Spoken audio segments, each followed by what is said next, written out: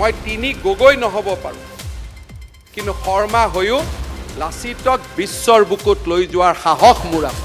Fascist মানুহে টাইটেলে নকৰে, আৰু টাইটেলৰ ওপৰত প্ৰিমিয়াম লোৱাৰ চেষ্টাও নতুন প্ৰজন্মৰ সন্মুখত বন্ধ হৈ যাব লাগে। টাইটেলে প্ৰিমিয়াম নিদিয়ে, আৰু টাইটেলে প্ৰিমিয়াম নিদিয়ে কাৰণে মই আজি হাউচত ক'ব পাৰোঁ, উজনি অসমৰ যিকোনো বিধানসভাতে নিৰ্বাচন খেলি জিকি অহাৰ সাহস হিমন্ত বিশ্ব শৰ্মা। হিমন্ত বিশ্ব শৰ্মা আহোম বিদ্বেষী, আপোনালোকে সকলোৱে জানে। বিজেপিয়ে আহোমক বেয়া পায়। আহোমৰ বিধানসভা সমষ্টি গোটেইবিলাক কমাই পেলালে। আগতে 15-16টা আছিলে, এতিয়া 4-5টা কৰি দিলে।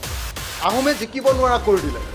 দ্বিতীয়তে তেওঁতো কালি মই শৰ্মা হৈ লাচিত বৰফুকনৰ কথা কৈছে, মই শৰ্মা হৈ 6 জনগোষ্ঠীক জনজাতিকৰণ কৰি দিয়ক, মই চাওঁ, চেলেঞ্জ কৰিছোঁ যে বৰ্ণবাদী বিজেপিয়ে 6 জনগোষ্ঠীক জনজাতি কৰক, মই চেলেঞ্জ কৰিছোঁ।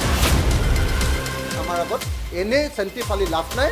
আহোমে তেওঁক এই ভুৱা কথা কৈ ইলেকশ্যনত ভোট দিব বুলি নাভাবিব, ইমান সহজ নহয়। আহোম হ'ল 600 বছৰ ৰাজত্ব কৰা এটা জাতি। আহোম জাতিক বেলেগক কাৰোবাক টুপি পিন্ধাব পাৰে, টুপি পিন্ধাই থাকক, কিন্তু আহোমক টুপি পিন্ধোৱাটো সম্ভৱ নহয়। অসমত আজিৰ দিনটোত বিদ্ৰোহৰ পতাকা উৰাইছে আহোম জনগোষ্ঠীৰ মানুহে। প্ৰত্যাশিতভাৱেই প্ৰত্যুত্তৰ আহিল। কালি মুখ্যমন্ত্ৰীৰ বক্তৃতা আছিলে সম্পূৰ্ণৰূপে মিথ্যাচাৰ।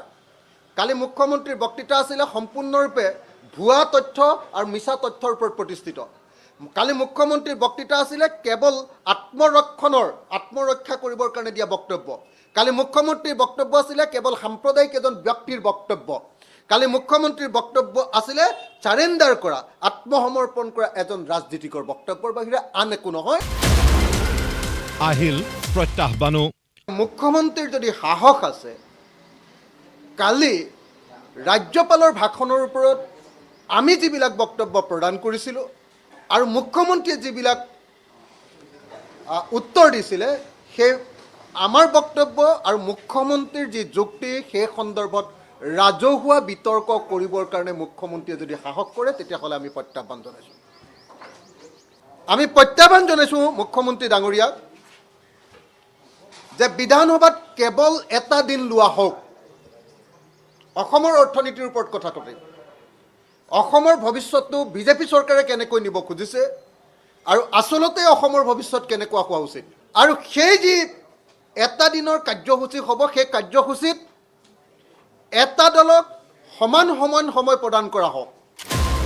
মুখ্যমন্ত্ৰীয়ে বিধানসভাত প্ৰদান কৰা ভাষণৰ প্ৰত্যুত্তৰত ৰাজ্যৰ অৰ্থনীতিৰ তথ্য দাঙি ধৰি অখিল গগৈয়ে ক'লে, পাৰ কেপিটা ইনকামৰ ক্ষেত্ৰত 2016 চনত অসমৰ অৱস্থান ভাৰতৰ 34খন ৰাজ্যৰ ভিতৰত 17 নম্বৰত আছিলে, আৰু আজিৰ দিনটোতো 17 নম্বৰ।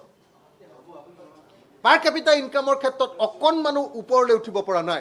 2016 চনৰ পৰা GDPৰ ক্ষেত্ৰত অসমৰ অৱস্থান ভাৰতৰ 34খন ৰাজ্যৰ ওচৰত 29 নম্বৰত আছিলে, অৰ্থাৎ তলফালৰ পৰাহে 5 নম্বৰ,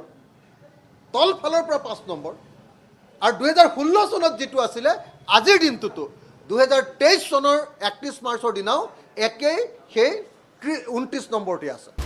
মুখ্যমন্ত্ৰী ডক্টৰ হিমন্ত বিশ্ব শৰ্মাই উজনিৰ যিকোনো সমষ্টিতে নিৰ্বাচন খেলি জিকি আহিম বুলি কৰা মন্তব্যৰ প্ৰতিক্ৰিয়া ব্যক্ত কৰি অখিল গগৈয়ে ক'লে, আহক শিৱসাগৰত নিৰ্বাচন খেলক।